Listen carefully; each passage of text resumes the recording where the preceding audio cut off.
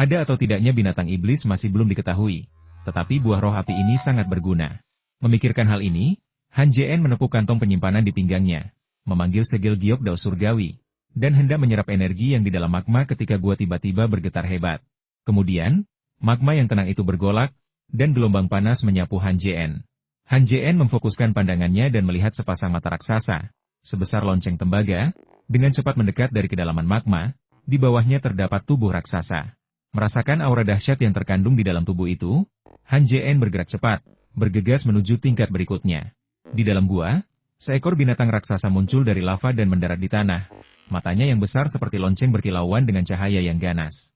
Tingginya sekitar 3 zhang, menyerupai kera raksasa. Seluruh tubuhnya berwarna merah tua. Kulitnya, sekeras batu, berkilau dengan cahaya merah yang menyilaukan di bawah cahaya. Binatang iblis api, salah satu monster paling ganas di benua gagak emas, hidup sepanjang tahun di magma dan memakan energi yang paling murni. Setiap 1000 tahun, buah roh api yang tak terhitung jumlahnya tumbuh di dalam magma. Setelah memakan buah-buah ini, tingkat kultivasi binatang iblis api meningkat. Tingkat kultivasinya berbanding lurus dengan ukurannya. Semakin besar tubuhnya, semakin kuat kultivasinya. Binatang iblis api di hadapan mereka tingginya sekitar 3 zhang, setara dengan binatang iblis tingkat 3, setara dengan seorang kultivator inti emas. Meskipun hanya binatang iblis tingkat 3, seorang kultivator inti emas hanya perlu melarikan diri untuk menyelamatkan diri, karena ia dapat dengan mudah membunuh mereka. Bahkan terhadap seorang kultivator jiwa baru lahir, binatang iblis api tidak menunjukkan rasa takut. Jika kultivator jiwa baru lahir tidak memiliki senjata sihir yang kuat, ia dapat membunuh mereka. Alasan mengapa binatang iblis api begitu kuat dan menebarkan ketakutan di hati para kultivator adalah karena ia menyimpan energi yang dalam jumlah besar di dalam tubuhnya, yang dapat digunakannya tanpa batas. Lebih lanjut, binatang iblis api menyerap energi yang dengan sangat cepat. Sekali teguk magma langsung mengisi kembali energiannya. Jika ia bertemu dengan kultivator tahap jiwa baru lahir yang kuat dan kalah, binatang iblis api tidak akan dengan bodohnya terus bertarung. Sebaliknya, ia akan memilih kesempatan yang tepat untuk melarikan diri. Begitu ia menggali magma, bahkan kultivator jiwa baru lahir tahap akhir pun tak berdaya melawannya. Itulah sebabnya, meskipun semua kultivator tahu bahwa setelah membunuh binatang iblis api, inti iblisnya dapat dimurnikan menjadi pil api untuk mencapai tahap inti emas, sangat sedikit orang yang benar-benar mampu menangkapnya. Selama jutaan tahun, jumlah kultivator yang berhasil menangkap binatang iblis api dapat dihitung dengan satu tangan. Bahkan pavilion gagak emas, yang memiliki cermin ilahi gagak emas, belum pernah menangkap satu pun. Binatang iblis api tergolong langka, jumlahnya tak kurang dari 10 di seluruh benua. Binatang ini hidup di bawah tanah sepanjang tahun, keberadaannya tak diketahui siapapun. Sekalipun ada yang tahu, mereka tak akan memberitahu siapapun, melainkan membangun barisan di sekitar habitat binatang iblis api, menunggu para kultivator datang sebelum menyerang dan membunuh mereka. Leluhur lembah pemurnian senjata melakukan hal yang sama, tetapi sayangnya, ia meninggal sebelum memperoleh kemampuan untuk membunuh binatang iblis api. Setelah kematiannya, jumlah pengikut lembah pemurnian senjata menurun di setiap generasi, akhirnya jatuh ke tingkat sekte kelas 3, dengan hanya seorang kultivator inti emas yang tersisa untuk memimpinnya. Namun, justru karena inilah Han Jien mendapat kesempatan besar. Setelah binatang iblis api muncul, ia meraung dan mengejar Han Jien. Kecepatannya luar biasa, kilatan cahaya merah muncul di udara, dan ia berada di level berikutnya. Ketika menyadari bahwa Han Jien tidak lagi berada di gua, sorot mata terkejut terpancar. Jelas, ia tidak menyangka seorang kultivator pendirian fondasi bisa lebih cepat darinya. Sebelum Han Jien mengembangkan kekuatan ganda, kecepatannya, meskipun cepat, tak mampu melampaui kecepatan binatang iblis api. Setelah memperoleh kekuatan ganda, kecepatannya menjadi luar biasa, bahkan melebihi kecepatan pedang hijau. Oleh karena itu, mustahil bagi binatang iblis api untuk mengejar Han Jien. Meskipun mustahil, binatang iblis api tidak mempercayainya. Ini adalah wilayahnya, dan ia tak percaya seorang kultivator pendirian fondasi bisa lepas dari genggamannya. Raksasa api itu melesat dan mengejar Han Jien lagi. Kecepatannya bertambah hingga perlahan-lahan menyusulnya. Yang lebih mengerikan lagi, kecepatannya tidak berkurang. Ia terus bertambah cepat, begitu cepatnya hingga meninggalkan jejak bayangan yang tak terhitung jumlahnya di belakangnya saat ia berlari. Jejak-jejak bayangan ini bertahan lama di udara, lalu perlahan menghilang setelah melewati beberapa gua. Ini menunjukkan kecepatan luar biasa yang dimiliki raksasa api itu. Han Jien tidak meninggalkan serangkaian bayangan, melainkan hanya satu. Saat binatang iblis api mengejar bayangan Han Jien sudah muncul di level berikutnya. Meskipun binatang iblis api meningkatkan kecepatannya, ia masih agak jauh dari bayangan Han Jien. Jika ingin mengejar tubuh asli Han Jien, ia perlu meningkatkan kecepatannya lebih jauh lagi. Sesaat kemudian, Binatang iblis api itu membubarkan bayangannya dan melanjutkan pengejarannya. Ia murka, ia belum pernah menghadapi situasi seperti ini sebelumnya, bahkan tidak bisa menangkap seorang kultivator pendirian fondasi. Ia berharap bisa menangkap Han JN sekarang juga dan mencabik-cabiknya. Dengan raungan, ia melepaskan sejumlah besar energi dari tubuhnya, menyelimuti wujudnya yang besar, lalu berubah menjadi seberkas cahaya, melesat ke arah Han JN. Pada saat itu, kecepatan binatang iblis api meningkat ke tingkat yang tak terbayangkan, begitu cepatnya sehingga indera ketuhanan Han JN bahkan tidak dapat menangkap lintasan terbangnya. Dalam sekejap, Han JN hanya merasakan kilatan cahaya merah di sampingnya, dan seekor binatang iblis raksasa muncul di hadapannya, lalu berubah menjadi binatang iblis api. Han JN berhenti berkedip dan menatap pihak lain dengan waspada, ingin melihat seberapa kuat orang ini. Setelah menyalip Han JN, binatang iblis api meraung kegirangan tak terkendali, layaknya anak kecil yang polos. Setelah sesaat bergembira, binatang iblis api mengangkat lengannya yang panjang dan meraung ke arah Han JN, seolah berkata, "Si kecil, kau telah melanggar wilayahku." Han JN mengerutkan kening, mengangkat tangannya, dan melepaskan serangan jari energi spiritual langsung ke binatang iblis api. Kali ini, warna yang dipancarkan oleh jari energi spiritual telah berubah sepenuhnya. Bukan lagi putih, bukan lagi campuran merah dan putih, melainkan biru langit. Cahaya biru langit berubah menjadi garis lurus, terbang langsung menuju Flame Demon Beast, dan tiba di depannya dalam sekejap mata. Melihat serangan yang datang, mata binatang iblis api terbelalak tak percaya.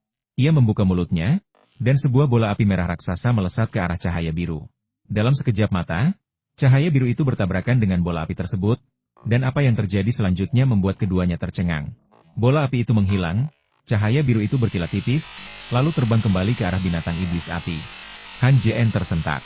Ia sudah lama tahu bahwa kekuatan ganda itu mengandung energi yang sangat besar, tetapi ia tidak menyangka kekuatannya akan sebesar ini. Binatang iblis api berada di posisi yang sama. Ia telah menyadari bahwa makhluk kecil di hadapannya agak lebih kuat daripada kultivator pendirian fondasi rata-rata, namun sebuah mantra telah menghancurkan api bumi iblis api miliknya. Melihat cahaya biru yang melesat lurus ke arahnya, binatang iblis api tahu pertempuran ini tidak akan mudah. Ia tiba-tiba mengangkat lengannya, meraih cahaya biru itu, dan menangkapnya. Setelah cahaya biru memasuki tangan binatang iblis api, ia hendak menembus tubuhnya ketika ia ditolak oleh kulitnya yang keras. Binatang iblis api awalnya khawatir cahaya biru itu akan melukainya, tetapi setelah melihat pemandangan di depannya, ia tertawa terbahak-bahak, meninju dadanya, dan meraung kegirangan. Sambil tertawa, ia mengedipkan mata pada Han JN, seolah berkata, "Si kecil, mantramu, meskipun kuat, tidak bisa menembus pertahananku. Hahaha." Melihat ekspresi gembira lawannya, Han JN terdiam. Binatang iblis api, yang telah mencapai tingkat kultivasi seperti itu, pasti telah hidup selama ribuan tahun, tetapi ia tampak seperti anak kecil yang baru berusia beberapa tahun. Menghadapi monster seperti itu, Han JN tidak tahu apakah itu kemalangan atau keberuntungan. Bagaimanapun juga, ia tidak akan menyerah pada pembunuhan ini. Jari energi spiritual tidak dapat menembus pertahanan binatang iblis api. Tetapi bagaimana dengan pedang hijau kecil? Han JN menepuk kantong penyimpanan di pinggangnya, dan sebuah pedang hijau kecil melayang di depannya. Ia mengetuk pedang itu, dan pedang itu berdengung, memancarkan cahaya hijau redup. Setelah diamati lebih dekat, jejak cahaya biru terlihat di dalam cahaya hijau itu, yang merupakan kekuatan ganda yang sedang dikembangkan Han JN. Dengan pikiran, Han JN mengendalikan pedang hijau kecil itu, dan pedang itu terbang menuju binatang iblis api sekali lagi. Melihat pedang hijau terbang, mata binatang iblis api dipenuhi dengan penghinaan, dan ia berdiri diam tanpa melakukan perlawanan apapun. Pedang hijau kecil itu mendarat di tubuhnya dengan bunyi dentang, menimbulkan percikan api, tetapi tidak menembus sedikit pun. Han JN membuat segel tangan, dan pedang hijau kecil di bawah kendalinya kembali berkilat, melancarkan serangan ke binatang iblis api dari berbagai arah. Namun, apapun yang ia lakukan, ia tidak dapat menembus pertahanannya. Cibiran di mata iblis api semakin dalam, dan tatapannya ke arah Han JN pun berubah. Awalnya ia mengira pertarungan ini akan mudah, tetapi ia tak menyangka lawannya hanya akan pamer kekuatan. Mantranya sama sekali tak memiliki daya serang. Sesaat kemudian, mungkin karena lelah bermain-main, iblis api meraung, auranya tiba-tiba melonjak. Dengan raungan ini, gua berguncang hebat, dan batu-batu yang tak terhitung jumlahnya berjatuhan dari dinding, seolah-olah akan runtuh. Binatang iblis api membuka rahangnya, melepaskan bola api merah lain, jauh lebih besar dari yang sebelumnya, sekitar setengah ukuran tubuh manusia. Saat bola api itu muncul, suhu di dalam gua melonjak. Dahi Han JN bermandikan keringat, dan pakaiannya menegang, seakan-akan akan terbakar. Ia berteriak pelan, melepaskan kekuatan surgawi yang luar biasa besar yang menyelimuti tubuhnya, akhirnya menangkis panas di sekitarnya. Kemudian, Dengan pikiran, Han JN menyarungkan pedang hijau kecilnya, menepuk kantong penyimpanan di pinggangnya, dan memanggil cermin perunggu gagak emas. Dengan jentikan pergelangan tangannya, cermin itu menunjuk ke arah binatang iblis api. Pada saat ini, bola api raksasa yang dimuntahkan binatang iblis api telah mencapai Han JN. Han JN mendengus dingin, dan cerminnya memantulkan bola api yang masuk. Kilatan cahaya merah muncul di permukaan cermin, lalu memasuki bola api. Bola api itu segera hancur, berubah menjadi aliran energi yang terbang ke cermin perunggu, menjadi bentuk energi yang paling murni. Bola api itu menghilang, dan iblis api raksasa itu, setelah melihat cermin perunggu di tangan Han JN, menatapnya dengan tak percaya, seolah-olah sedang melihat monster. Kemudian, seolah menyadari sesuatu, ia meraung kaget dan berubah menjadi seberkas cahaya merah, melesat menuju punggung Han JN. Dilihat dari pelariannya yang tergesa-gesa, sepertinya jika ia selangkah lebih lambat, ia pasti sudah binasa di sana. Han JN tidak hanya tidak menghentikannya, tetapi malah minggir untuk membiarkan binatang iblis api lewat. Begitu cahaya merah melintas, Han JN berteriak, "Buka!" Pada saat yang sama, binatang iblis api telah melewati anak tangga dan tiba di tingkat berikutnya. Kemudian, dengan suara keras, sebuah formasi muncul dari udara tipis di depan binatang iblis api, menghalangi jalannya. Binatang iblis api tahu bahwa ini adalah formasi yang diam-diam ditinggalkan Han JN, dan ia ketakutan. Bagaimana mungkin ia tidak mendeteksinya selama pengejarannya? Namun, ia tidak punya waktu untuk berpikir. Setiap detik keraguan mengurangi peluangnya untuk melarikan diri. Ia buru-buru mengangkat tangan kanannya dan melancarkan pukulan ke depan. Tinju yang dipenuhi energi yang sangat besar itu menghantam formasi tersebut. Tak mampu menahan serangan sekuat itu, formasi itu langsung runtuh dengan suara retakan. Melihat Han JN belum menyusul, binatang iblis api diam-diam menghela napas lega dan terbang ke lantai berikutnya. Namun, tepat saat mencapai tangga, sebuah formasi lain muncul dan memantulkannya kembali. Murka, binatang iblis api berhenti mencoba menghancurkan formasi tersebut dan berbalik untuk melawan Han JN sampai mati. Saat ia berbalik, binatang iblis api melihat Han JN berdiri 10 kaki darinya, memegang cermin perunggu gagak emas yang diarahkan padanya. Cahaya biru berkelebat di dalam cermin, dan energi penghancur dunia akan segera dilepaskan. Merasakan kekuatan mengerikan dari energi itu, binatang iblis api gemetar, auranya semakin kuat, dan api berkobar dari kulitnya yang mengeras dan membatu. Tatapan Han JN menajam, dan ia berkata dengan suara berat, "Aku tahu kau bisa memahamiku. Kau harus mengerti bahwa meskipun kau membakar tubuhmu untuk meningkatkan kultivasimu secara paksa, kau mungkin takkan bisa membunuhku sebelum mantra itu menyerang. Selama aku menggerakkan indera ilahiku, cahaya biru ini bisa menghancurkanmu." Melihat binatang iblis api itu tidak mendengarkannya, suara Han JN berubah dingin, dan ia berkata dengan suara berat, "Jika kau tidak ingin mati, berhentilah sekarang." Suara Han JN dingin dan kejam. Saat mencapai telinga binatang iblis api, tubuhnya bergetar, dan intensitas apinya mereda. Ia menatap Han JN, mencoba memahami arti kata-katanya dari tatapannya. Namun, setelah sekian lama, ia masih belum bisa menangkap apapun dari tatapan dingin dan mendalam Han JN. Akhirnya, ia menggelengkan kepala dan meraung 2 kali ke arah Han JN. Raungannya rendah dan lambat, dengan jelas menunjukkan penyerahan diri kepada Han JN. Mata Han JN berkilat, lalu dia melanjutkan, "Selama kau menyerahkan inti iblis itu, aku akan mengampuni nyawamu." Mendengar ini, binatang iblis api gemetar, melotot marah ke arah Han JN, seolah siap melawannya sampai mati. Dengan raungan ini, gua bergetar semakin hebat, batu-batu yang tak terhitung jumlahnya berjatuhan dari dinding di atasnya, dan retakan muncul di tanah. Jika bukan karena susunan yang mengelilingi gua itu pasti sudah runtuh sejak lama. Di dalam aula utama lembah pemurnian, Yoki Guang, yang sedang berkultivasi, tiba-tiba membuka matanya, kilatan tajam terpancar di sana. Kemudian, merasakan sesuatu, ia melesat dan terbang lurus menuju gua iblis api. Bahkan sebelum mencapai gua, Yoki Guang merasakan susunan di luar bergetar hebat. Berdasarkan pemahamannya tentang gua iblis api, Yoki Guang segera menyadari bahwa binatang iblis api telah terbangun dan sedang mengamuk. Dan saat ini, hanya ada satu orang yang bisa membuat binatang iblis api itu marah, Han JN. Yoki Guang mendarat di luar formasi. Mengingat kejadian setahun yang lalu, wajahnya memerah karena marah sambil mengumpat, "Nak, setinggi apapun kultivasimu atau sedalam apapun sihirmu, kau takkan bisa membunuh binatang iblis api. Kekuatan suci yang terkandung dalam cermin perunggu gagak emas memang dahsyat, tapi kau tak pernah menyangka selama binatang iblis api berada di dalam magma, semua mantra berbasis api tak berguna melawannya." Hahaha. Binatang iblis api lahir dari esensi energi yang memberinya keengganan yang kuat terhadap sihir api. Mantra api biasa tidak dapat melukainya sama sekali. Selain itu, ia hidup di dalam magma, yang pada dasarnya merupakan bagian dari tubuhnya. memungkinkannya memanfaatkan kekuatan magma untuk melancarkan serangan. Han Jien telah mempertimbangkan hal-hal ini. Jika tidak, ia tidak akan memancing binatang iblis api ke gua atas, juga tidak akan memasang formasi di sepanjang jalan. Yao Qiguang mengira Han Jien akan celaka dan tertawa terbahak-bahak. Di dalam gua setan api, ekspresi Han Jien tetap tidak berubah, mungkin mengantisipasi reaksi seperti itu dari binatang iblis api. Ia bertanya dengan dingin, "Mau mati?" Amarah binatang iblis api mereda setelah Han Jien selesai berbicara. Baik manusia maupun makhluk hidup lainnya, tak seorang pun ingin mati ketika dihadapkan pada pilihan hidup atau mati. Inti iblis mewakili seluruh kultivasi binatang iblis. Menyerahkannya akan membuatnya menjadi binatang iblis biasa, bahkan memengaruhi masa hidupnya. Tetapi ia tidak akan mati. Binatang iblis api sudah tahu jika ia menyerahkan inti iblis, pihak lawan mungkin tidak akan membunuhnya. Jika tidak, ia pasti akan dibunuh. Meskipun pihak lawan mungkin mengingkari janjinya, ia akan tetap mencoba meskipun peluangnya hanya 1:1000, karena ia tidak punya pilihan lain.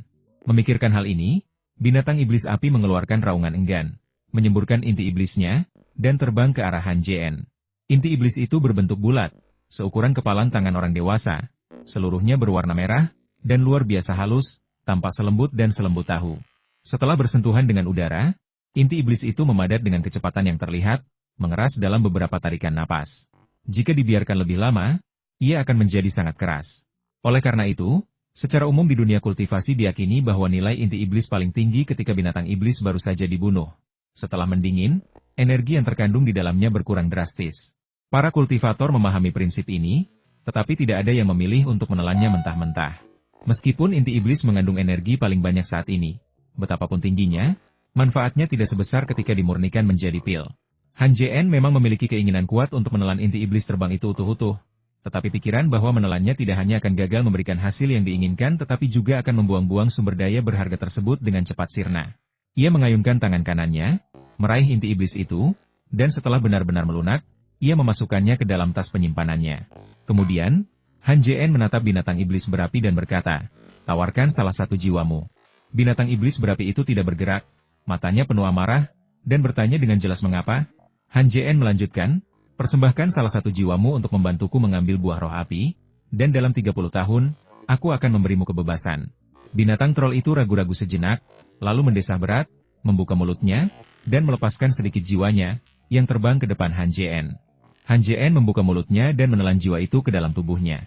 Kemudian, dengan satu pikiran, formasi di dalam gua itu langsung runtuh. Han Jien melirik monster iblis raksasa di depannya dan berkata, "Ayo pergi." Pria dan binatang itu dengan cepat menuju ke dasar gua. Pria di depan tampak serius, seluruh tubuhnya sedingin dan sekeras gunung es yang tak pernah mencair. Binatang di belakangnya, meskipun bertubuh besar, menundukkan kepala, matanya dipenuhi kebingungan. Mungkin ia belum bisa menerima bagaimana hidup tanpa energi yang membayangkan kembali ke masa sebelum ia sadar, ketika ia hanya bisa meringkuk di inti bumi menyerap energi yang membuatnya ingin membenturkan kepalanya ke tanah dan mati.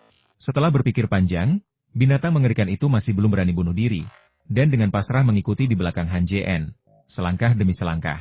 Sesaat kemudian, mereka tiba di lapisan lava terakhir. Han Jien menunjuk ke suatu titik di lava dan berkata kepada binatang iblis api, "Pergi, bawakan aku semua buah roh api di sekitar sini, jangan kurang satu pun." Setelah berkata demikian, ia menatap binatang iblis api, seolah berkata jika kau berani kabur, kau akan dilenyapkan sepenuhnya dari dunia ini. Pada saat ini, binatang iblis api benar-benar kebingungan dan tidak berniat melarikan diri. Ia hanya ingin menyelesaikan tugas yang diberikan Han Jien secepat mungkin agar sosok yang mengancam itu bisa pergi. Mendengar kata-kata Han Jien, ia melompat ke dalam lava, dengan cepat mengambil buah roh api dari dalamnya, lalu meletakkan semuanya ke telapak tangannya yang besar. Dalam waktu yang dibutuhkan untuk membakar dupa, binatang iblis berapi melompat keluar dari lahar dan menyerahkan buah roh api kepada Han Jien. Han Jien melambaikan tangannya, melepaskan gelombang kekuatan surgawi yang membawa buah roh api ke dalam tas penyimpanannya. Kemudian, ia mengangguk ke arah binatang iblis api dan berbalik untuk pergi. Melihat ke arah Han Jien pergi, binatang iblis api menghela napas lega, lalu berbalik dan melompat ke lahar. Sosok Han Jien melesat cepat di dalam gua, dan dalam sekejap, ia tiba di pintu masuk tingkat pertama. Tepat saat ia hendak mengaktifkan formasi, ia merasakan pemandangan di luar formasi melalui jejak indera ilahi yang tertinggal di dalamnya, dan mendengus dingin. Han Jien membuat segel tangan, dan 3 aliran energi spiritual muncul di depannya, dengan cepat memasuki formasi sebelum mengamati situasi di luar. Di luar formasi, mata Yao Qiguang dipenuhi keraguan. Ia telah menunggu di sini selama setengah jam. Dalam waktu yang begitu lama, jika binatang iblis api itu bergerak, Han Jien seharusnya sudah lama mati. Mengapa jiwanya sendiri belum merasakannya? Ia merenung cukup lama tetapi tidak dapat menemukan alasannya. Yao Qiguang bukannya tidak menyadari bahwa Han Jien telah membunuh binatang iblis api. Tetapi setelah merenung lebih lanjut, ia menyadari bahwa itu mustahil. Sekalipun Han Jien sangat kuat, mustahil ia membunuh binatang iblis api, yang praktis tak terkalahkan jauh di dalam magma. Paviliun Gagak Emas, dengan banyak anggotanya yang kuat, telah memburu binatang iblis api selama bertahun-tahun tanpa menangkap satupun, menunjukkan betapa hebatnya kekuatan binatang itu. Selain itu, faktor penting lain yang meyakinkan Yao Qiguang bahwa binatang iblis api masih hidup adalah jika ia mati, magma di sini pasti akan meletus, menghancurkan formasi. Fakta bahwa magma tidak meletus dan jiwanya tidak terbang keluar setelah sekian lama membuktikan bahwa keduanya tidak mati. Karena mereka berdua belum mati, apa yang mereka lakukan? Apakah mereka masih bertarung? Jika ya, seberapa kuat Han Jien untuk melakukan itu? Jika mereka tidak bertarung, apakah mereka sudah duduk untuk bernegosiasi? Memikirkan hal ini, Yao Qiguang tak kuasa menahan senyum getir, mengutuk dirinya sendiri karena telah bertindak bodoh. Bagaimana mungkin manusia dan binatang iblis berkomunikasi? Sekalipun bisa, mereka mustahil hidup rukun. Meskipun para kultivator memiliki hewan peliharaan mereka sendiri di zaman kuno, itu semua sudah menjadi sejarah kuno. Kisah-kisah itu telah diwariskan selama bertahun-tahun. Siapa yang tahu apakah itu masih benar?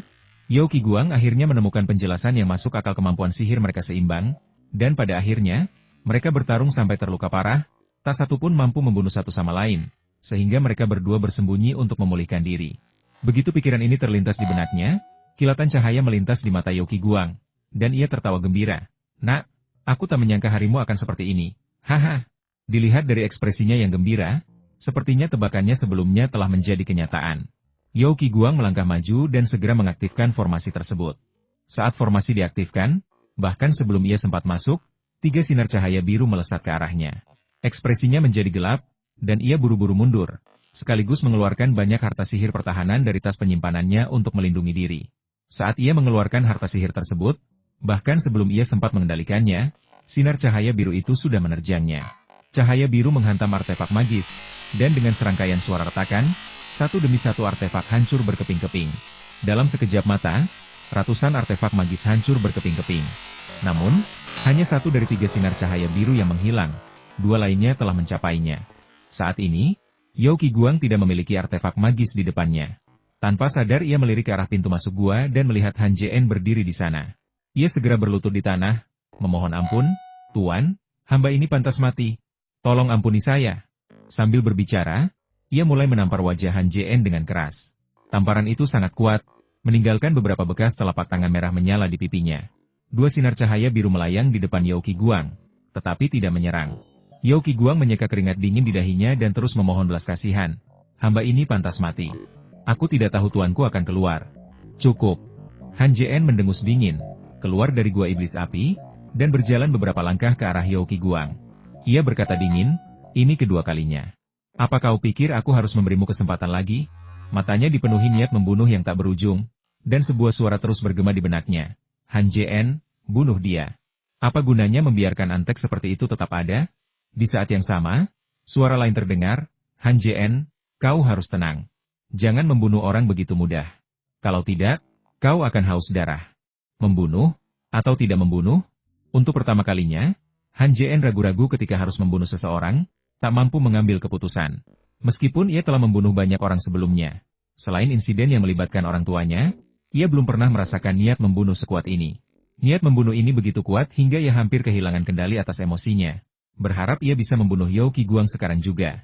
Han Jien sangat ingin membunuh, tetapi ia tahu Yao Qiguang masih berguna dan tidak bisa dibunuh sekarang. Meski begitu, hasrat membunuh tetap kuat, membuatnya ingin menyerang Yao Qiguang lebih dari sekali. Han Jien menggertakkan gigi, mencoba menenangkan diri. Meskipun ia tidak tahu apa yang salah dengannya, ia harus memahami keseriusan situasi dan tidak bisa bertindak impulsif. Sebenarnya, Han Jien tidak menyadari bahwa mereka yang mengembangkan kekuatan ganda mengalami transformasi kepribadian yang mendalam dan tak terlihat. Kepribadian Han Jien sebelumnya memang dingin dan kejam. Mengembangkan kekuatan ganda membuatnya semakin dingin. Selain mengembangkan sifat dingin dan kejam, para praktisi kekuatan ganda juga sangat mungkin menjadi haus darah. Satu langkah yang salah dapat membawa mereka ke dua ekstrim yang sangat berbeda. Mereka berdarah dingin dan kejam, atau haus darah. Cahaya biru yang melayang di depan Yao Qiguang mulai bergetar hebat, terkadang bergerak maju, terkadang terbang mundur. Merasakan energi dahsyat yang terkandung dalam cahaya biru itu, keringat dingin mengucur deras di dahi Yao Qiguang. Butiran-butiran keringat besar mengalir di pipinya. Ia mendongak dan diam-diam melirik Han JN, hanya untuk melihat wajah Han JN yang penuh perlawanan. Menghubungkan hal ini dengan ketidaknormalan cahaya biru itu, sebuah tanda tanya besar muncul di benak Yao Qiguang. Ada apa dengannya? Apa dia perlu berjuang seperti ini untuk membunuhku? Memikirkan hal ini, secerca inspirasi muncul di benak Yao Qiguang, yang berpikir dalam hati, jika aku bergerak sekarang, bisakah aku membunuhnya? Begitu pikiran ini muncul, niat membunuh samar terpancar dari tubuh Yao Qiguang. Niat membunuh ini tidak signifikan, tetapi bagi Han JN, seorang kultivator kekuatan ganda, niat membunuh sangatlah sensitif, dan wajahnya langsung muram. Kau sedang mencari kematian. Dua jari energi spiritual berkelebat pelan, satu demi satu, menuju langsung ke Yao Qiguang. Dalam jarak sedekat itu, Yao Qiguang tak sempat menghindar dan hanya bisa menyaksikan tanpa daya cahaya biru melesat keluar dari tubuhnya. Setelah sinar biru pertama memasuki tubuhnya, Han JN menjerit pelan, dengan paksa mengusir niat membunuh dari benaknya, dan mengendalikan aliran energi spiritual lain untuk melesat ke samping. Saat itu, jari energi spiritual telah tiba di depan Yao Qiguang, dan di bawah kendali Han JN yang kuat, jari itu menyerempet kulit kepala Yao Qiguang. Yao Qiguang ambruk ke tanah dengan kesakitan, tubuhnya kejang-kejang, mulutnya berbusa, dan napasnya tersengal-sengal. Meskipun jari energi spiritual kedua tidak memasuki tubuhnya, jari pertama tetap meninggalkan luka yang tak terhapuskan. Jari itu tidak hanya melahap energi yang Yao Qiguang, tetapi juga sebagian besar kekuatan jiwanya. Jika bukan karena kultivasinya yang gila-gilaan selama setahun terakhir dan banyaknya pil yang telah ia konsumsi untuk memulihkan sebagian besar luka sebelumnya, ia pasti sudah kehilangan nyawanya kali ini. Meskipun Yao Qiguang belum mati, tingkat kultivasinya telah anjlok dari tahap inti emas akhir ke tahap inti emas pertengahan. Sebuah kehilangan yang sangat besar. Merasakan kondisi tubuhnya, Yao Qiguang ingin muntah darah, tetapi diam-diam ia merasa lega karena telah selamat. Yao Qiguang segera bangkit dan merangkak ke arah Han JN, sambil berkata, "Terima kasih, Guru, karena telah menyelamatkan nyawaku." "Terima kasih, Guru, karena telah menyelamatkan nyawaku." Han JN mendengus dingin dan berkata, "Aku tahu kau ingin membunuhku, tapi jangan lupa, hidup dan matimu masih di tanganku. Sekalipun kau punya 1000 kesempatan untuk membunuhku, kau takkan pernah berhasil." Sambil berbicara, Han JN membuka mulutnya, dan salah satu jiwa Yao Qiguang terbang keluar. Ia meraihnya di telapak tangannya dan meremasnya erat-erat, dan jiwa itu langsung menyusut 3/10. Pada saat yang sama, tubuh Yao Qiguang bergetar, dan dia meludahkan darah, wajahnya pun semakin pucat. Han JN menarik salah satu jiwanya dan memperingatkan, "Jika ada waktu berikutnya, aku akan membuat jiwamu menghilang sepenuhnya."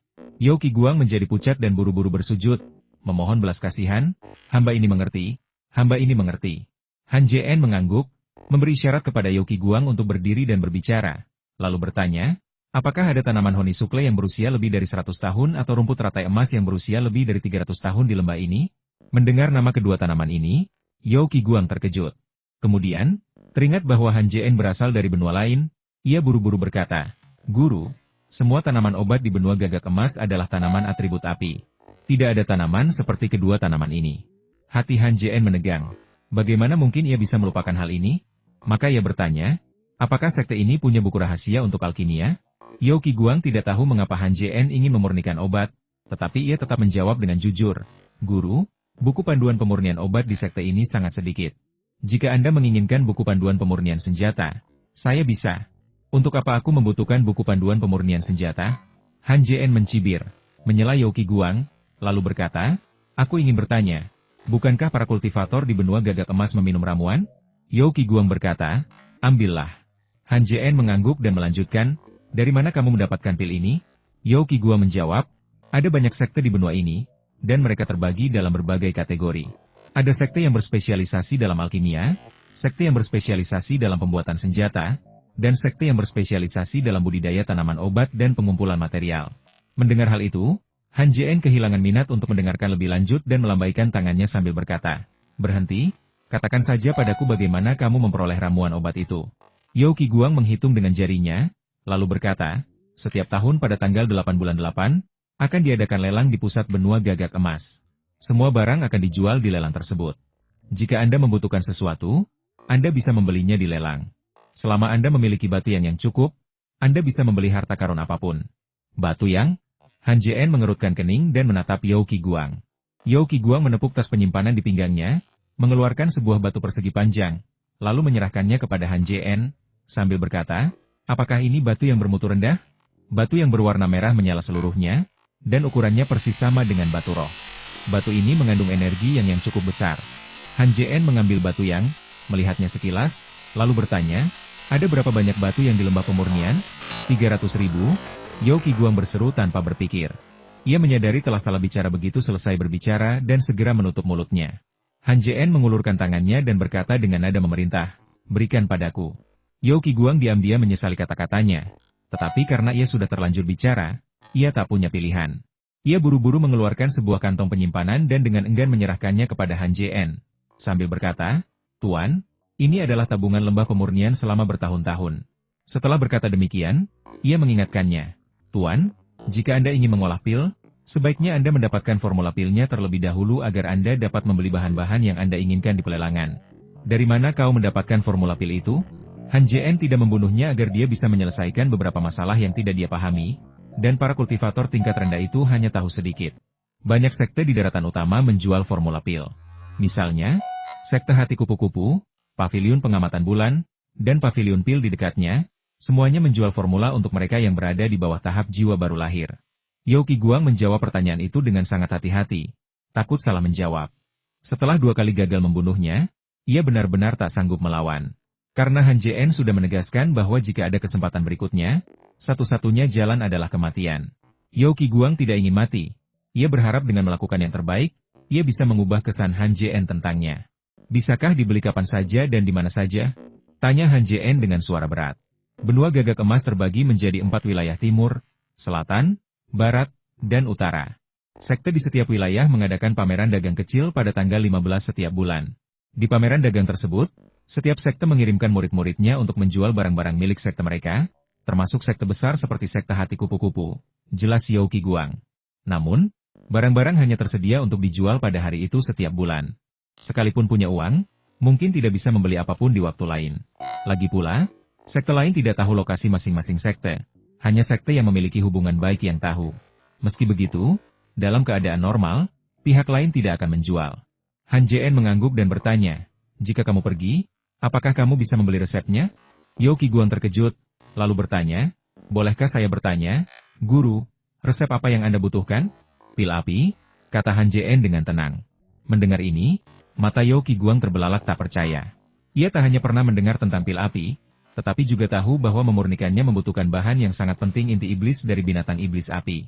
Teringat bagaimana Han JN bertanya tentang pil api setelah mengunjungi gua iblis api. Yao Qiguang tersentak, berpikir, mungkinkah dia membunuh binatang iblis api? Pikiran itu baru saja terlintas di benak Yao Qiguang ketika ia melihat ekspresi Han JN yang tidak sabar dan segera berkata, Guru, memang ada resep pil api di benua Gagak Emas. Saya penasaran apakah pil api yang Anda bicarakan itu sama. Melihat Han JN menatapnya dengan tatapan yang mendesaknya untuk melanjutkan.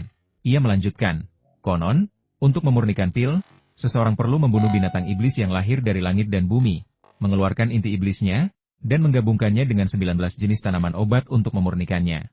Setelah dimurnikan, pil ini dapat meningkatkan tingkat keberhasilan pembentukan inti lebih dari 90%. Kata-kata Yao Qiguang persis sama dengan resep yang pernah dilihat Kaisar Xuanzong dari Tang. Jadi dia bertanya, dari 49 jenis bahan obat ini, berapa banyak yang kau ketahui? Rumput api, daun paulownia, kayu besi merah. Yao Qiguang menyebutkan 3 atau 4 jenis tanaman obat berturut-turut, tetapi tidak dapat memikirkan yang lain. Jadi dia berkata, Guru, saya hanya tahu beberapa ini, saya benar-benar tidak tahu yang lain. Han JN frustrasi. Selain daun paulownia, ia belum pernah mendengar tentang 4 ramuan obat lainnya.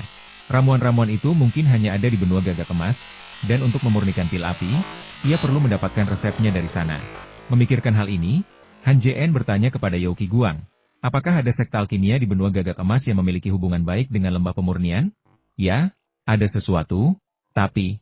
Yao Qiguang tampak malu, mulutnya bergerak beberapa kali, tetapi dia tidak mengatakan apa-apa lagi.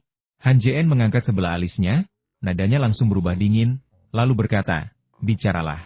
Yao Qiguang menggertakkan gigi dan berkata dengan jujur, Guru, sejujurnya, meskipun lembah pemurnian dan sekte hati kupu-kupu, yang berjarak 100 mil, memiliki hubungan yang baik, api dan adalah ramuan tingkat 4 dan sangat berharga. Tidak ada sekte yang akan menjualnya. Bahkan jika sekte hati kupu-kupu memilikinya, Saya khawatir mereka tidak akan menukarnya bahkan jika saya pergi ke sana. Bahkan mungkin kedua sekte akan bermusuhan. Han Jien mendengus dingin dan membalas, apakah resep ramuan api mudah dikumpulkan? Yao Guang tahu Han Jien meragukan kata-katanya, dan dahinya berkeringat dingin. Ia menjelaskan, Guru, memang sulit untuk memurnikan pil api ortodoks, tetapi ada banyak binatang iblis dengan energi yang murni di benua ini. Meskipun binatang iblis ini tidak dapat memurnikan pil api ortodoks, mereka masih memiliki beberapa kemampuan pil api, yang dapat meningkatkan tingkat keberhasilan pembentukan inti bagi para kultivator di tahap akhir pembentukan fondasi. Berapa tingkat keberhasilannya? Han Jien tak kuasa menahan diri untuk bertanya ketika mendengar hal itu. Setidaknya 10%, maksimal 30%, kata Yao Qiguang. Kualitas pil api bergantung pada kemurnian energi yang di dalam inti iblis. Semakin murni energinya, semakin tinggi tingkat keberhasilannya. Han Jien, yang memiliki inti iblis binatang iblis api, tentu saja tidak akan puas dengan yang kurang. Katanya, aku tidak peduli metode apa yang kau gunakan, berikan aku resep pil api dalam 3 hari. Mendengar ini, wajah Yao Qiguang memucat-pucat pasi. Ia berlutut dengan suara gedebuk dan bersujud, berkata, Guru, bahkan jika Anda membunuh saya tidak akan bisa mendapatkan formula pil api. Sekte hati kupu-kupu penuh dengan ahli, dengan 8 kultivator inti emas. Sekte ini adalah salah satu sekte peringkat teratas di wilayah barat. Bahkan jika kami mencoba mencurinya, kami tidak akan bisa mendapatkannya. Merampok? Si pembicara tidak bermaksud jahat, tetapi pendengarnya menganggapnya serius. Meskipun Han Jien tidak suka merampok, ia tidak bisa melakukannya di saat genting ini. Paling buruk, ia bisa saja memberi mereka 2 pil api setelahnya. Memikirkan hal ini, Han Jien hendak berbicara ketika ia melihat 3 kilatan cahaya terbang dari pintu masuk lembah, tiba di depan mereka berdua dalam sekejap mata. Pemimpinnya adalah seorang wanita yang tampaknya berusia sekitar 20 tahun, mengenakan pakaian ungu muda. Ia sangat cantik, hampir secantik Xiao Yuyao, tetapi wajahnya muram, memancarkan niat membunuh yang samar, dan alisnya berkerut karena amarah yang hebat. Kultivasinya sangat tinggi, telah mencapai alam emas tahap akhir. 2 orang di belakangnya jelas merupakan murid-muridnya, yang juga berada di alam pendirian fondasi tahap akhir. Setelah mendarat, wanita itu bahkan tidak melirik Han Jien, melainkan berkata kepada Yao Qiguang, Rekan Taoisio, sekte kami sangat membutuhkan harta sihir pertahanan. Bisakah Anda meminjamkan saya 100? Mendengar kata-kata pihak lain, Yao Qiguang terkejut dan bertanya, Rekan Taois Murong, mengapa Anda membutuhkan begitu banyak harta sihir pertahanan? Kilatan amarah melintas di mata Murong Lier, tetapi lenyap seketika. Ia tampak enggan menjawab pertanyaan itu dan berkata, Rekan Taoisio, saya telah membawa batu yang. Anda hanya perlu mengeluarkan senjata ajaib Anda untuk menyelesaikan transaksi. Sambil berbicara, ia mengeluarkan sebuah kantong penyimpanan dan melemparkannya ke hadapan Yao Qiguang, sambil berkata, ini 1 juta batu spiritual. Anda bisa menghitungnya. Yao Qiguang tidak memberi perintah, melainkan bertanya, jual atau tidak? Sebagai master lembah, ia tidak memiliki wewenang seorang master lembah, jadi pertanyaan ini jelas ditujukan kepada Han Jien. Tanpa menyadari konflik yang mendasarinya, Murong Lier berasumsi Yao Qiguang mengatakan ini dengan sengaja. Ia mendengus dingin dan berkata dengan marah, Rekan Taoisio, apa kau tidak tahu apakah kau menjual atau tidak? Kenapa kau bertanya padaku? Tak hanya ia geram, kedua murid di belakangnya juga melotot marah ke arah Yao Qiguang. Wajah Yao Qiguang dipenuhi rasa malu. Ia menangkupkan tangannya dan berkata, Rekan Taois Murong, izinkan saya memikirkannya. Setelah berbicara, ia menyampaikan suaranya kepada Han Jien di sampingnya. Guru, bolehkah kami menjual 100 harta sihir pertahanan ini?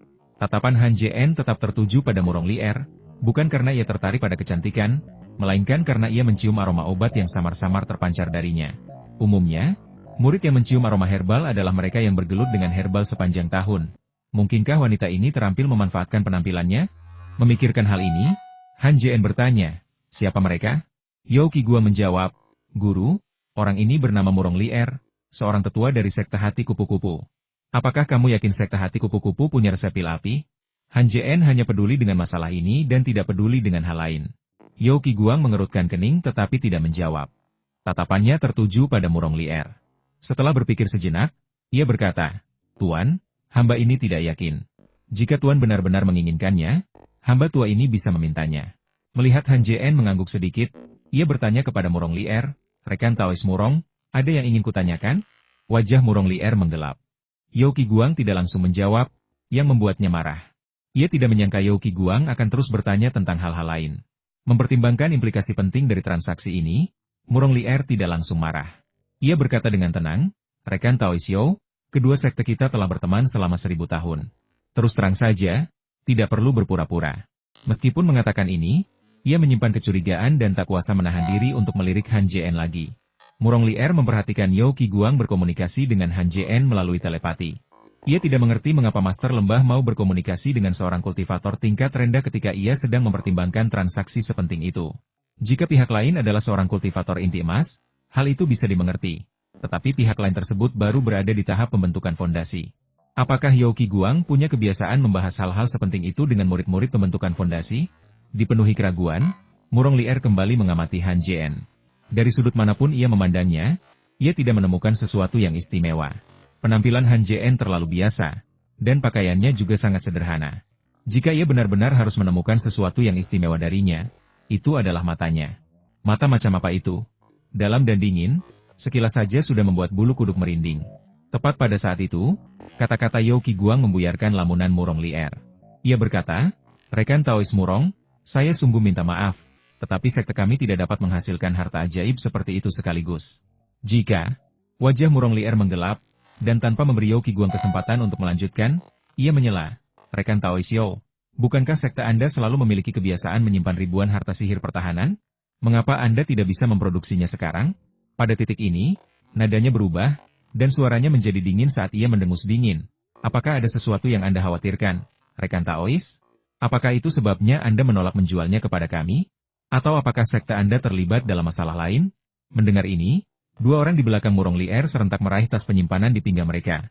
Mata mereka dipenuhi kewaspadaan. Yao Qiguang sedikit terkejut, tetapi segera memahami arti di balik kata-kata itu. Ia berkata dengan marah, "Rekan Taois Murong, apa maksudmu? Apa maksudmu dengan terlibat dalam hal-hal tertentu?" Para murid lembah pemurnian selalu jujur dan lurus, dan mereka telah melakukannya selama lebih dari 1000 tahun. Apakah sekte hati kupu-kupu tidak mempercayai reputasi lembah pemurnian? Reputasi? Kata Murong Lier sambil tertawa meremehkan diri sendiri. Karena ketua sekte kita terlalu percaya pada reputasi orang lain, jadi beginilah jadinya. Ia segera menyela dan bertanya kepada Yao Qiguang, "Rekan Taois Yao, reputasi saya di sini bagus. Karena kamu terus bilang reputasimu bagus, tunjukkan saja reputasimu." Hati Yao Qiguang berdarah. Bagaimana mungkin ia memberitahu Murong Lier bahwa ia telah dikalahkan oleh Han Jien dan menjadi budak orang lain? Dan bahwa harta karun ajaib itu telah dihancurkan saat serangan diam-diam terhadap Han Jien? Jika ia mengatakan itu, bukan hanya Murong Lier tidak akan mempercayainya, tetapi bahkan ia sendiri pun tidak akan mempercayainya. Melihat ekspresi Yao Qiguang yang tak bisa berkata-kata, Murong Lier berkata dengan dingin, "Rekan Taois Yao, aku benar-benar salah menilaimu." Setelah itu, ia mengibaskan lengan bajunya dan hendak pergi. Alis Han Jien berkerut, dan dia tiba-tiba bertanya, "Senior Murong, bolehkah saya bertanya?" Ketika mendengar kata-kata Han Jien, Murong Lier baru saja selesai mengumpulkan energi yangnya. Awalnya, ia tidak ingin memperhatikannya. Namun, entah mengapa, ia berbalik seolah kerasukan dan bertanya, "Apa yang ingin kau tanyakan?" Saat itu, ia tiba-tiba penasaran dan ingin tahu apa yang ingin ditanyakan oleh kultivator pembentukan fondasi ini. Han Jien bertanya, "Apakah keluargamu menghadapi bahaya?" Ekspresi terkejut melintas di mata Murong Lier, tetapi langsung menghilang. Ia lalu berkata, "Kenapa kau bertanya begitu? Apa hubungannya denganmu?"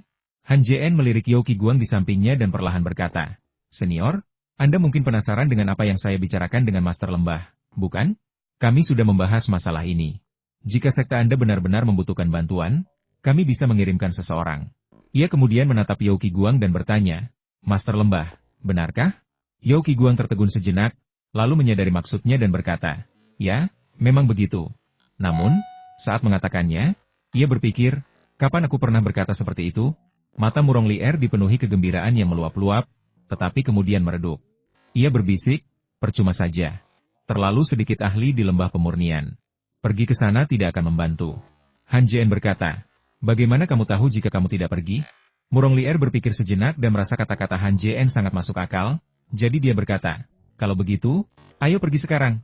Han Jien tidak menunjukkan tanda-tanda akan pergi dan melanjutkan, "Sebelum aku pergi, aku perlu memikirkan beberapa hal." "Silakan bicara," kata Murong Lier.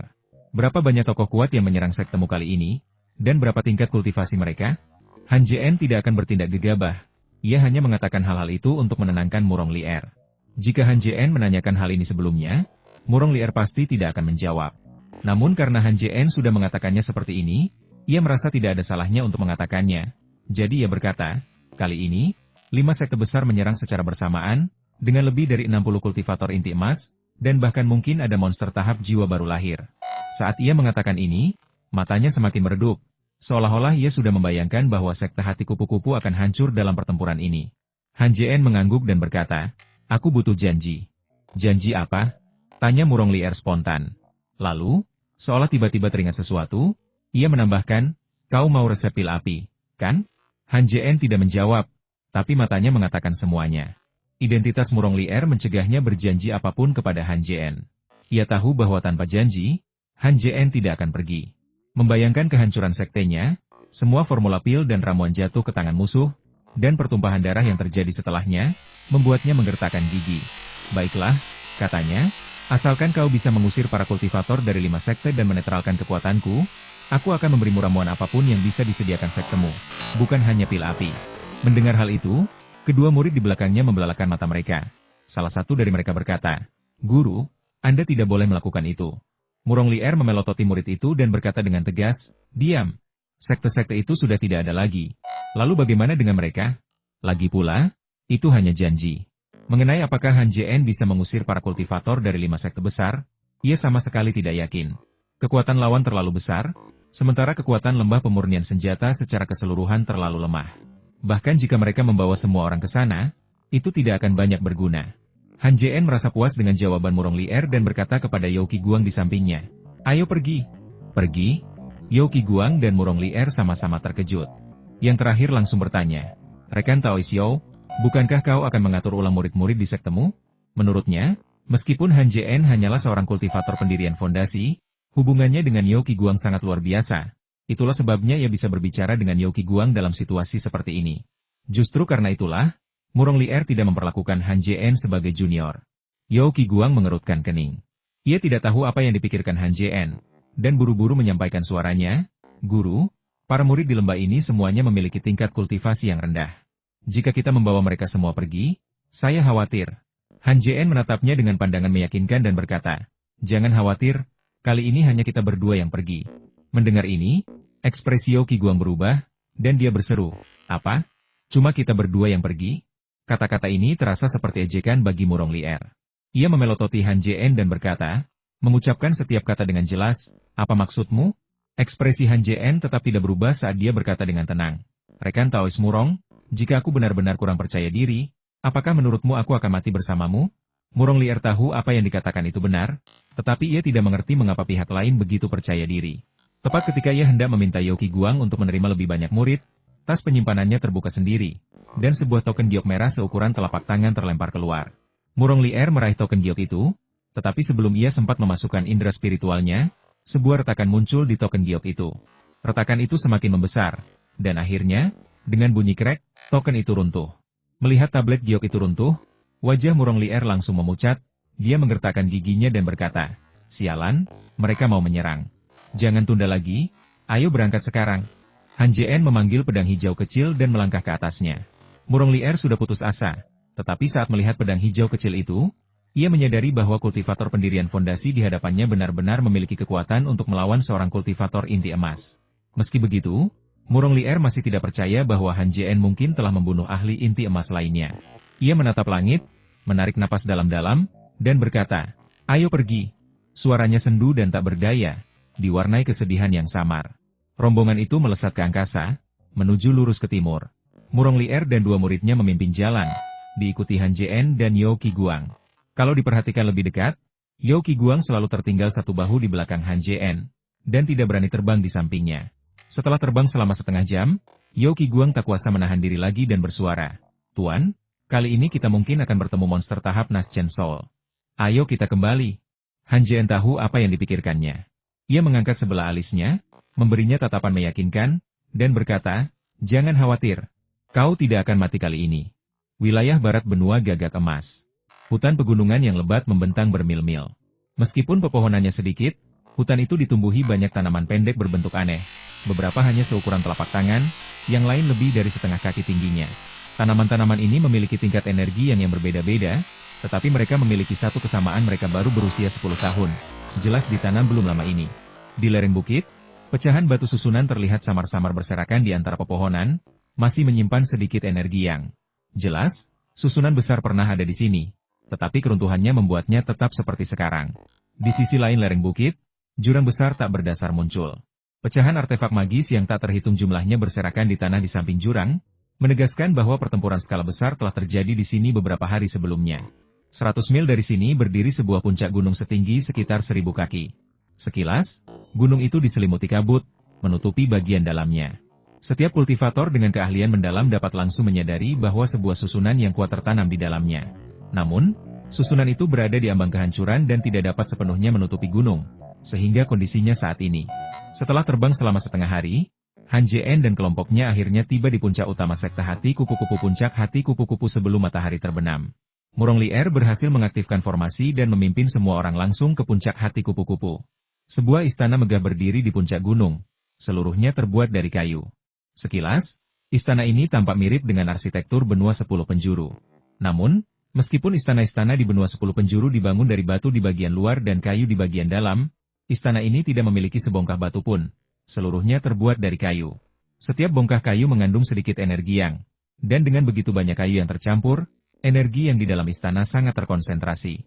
Selain itu, istana ini dilengkapi dengan susunan untuk mengumpulkan energi yang, mencegahnya bocor keluar. Ketika semua orang tiba di aula utama, Murong Lier masuk terlebih dahulu. Kedua murid di belakangnya menyimpan artefak sihir mereka dan berdiri di kedua sisi aula, bersama para murid yang awalnya menjaga aula. Saat Han JN mendekati aula utama, kedua murid yang menjaga gerbang tiba-tiba melangkah maju dan menghentikannya. Berkata dengan tegas, tanpa izin pemimpin sekte, kultivator di bawah tahap inti emas tidak diizinkan masuk. Keduanya telah mencapai tahap akhir tahap pembentukan fondasi, dan langsung terlihat jelas bahwa Han JN bukanlah seorang kultivator inti emas. Namun, mereka tidak mengerti mengapa orang di belakang Han JN, yang auranya jelas menunjukkan seorang ahli inti emas, sengaja memperlambat langkahnya ketika mereka pergi. Begitu memasuki aula utama, Murong Lier mendengar kata-kata di belakangnya dan segera berbalik. Berkata, keduanya tamuku. Silakan masuk. Keduanya menolak. Salah satu dari mereka menangkupkan tangan dan berkata dengan nada meminta maaf.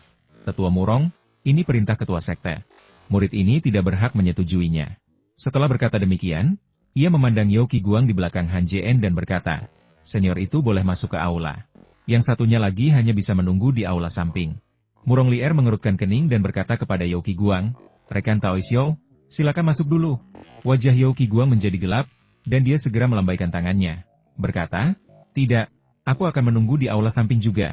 Han JN tidak bisa masuk, dan meskipun dia memiliki keberanian terbesar, dia tidak akan berani pergi sendirian.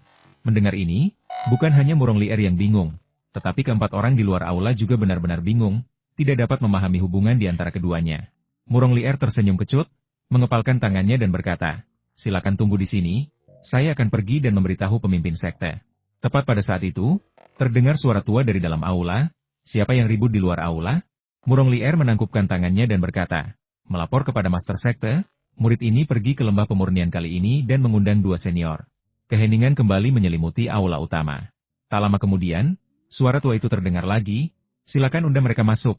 Ketiganya memasuki aula, tempat lebih dari selusin kursi mahoni besar diletakkan.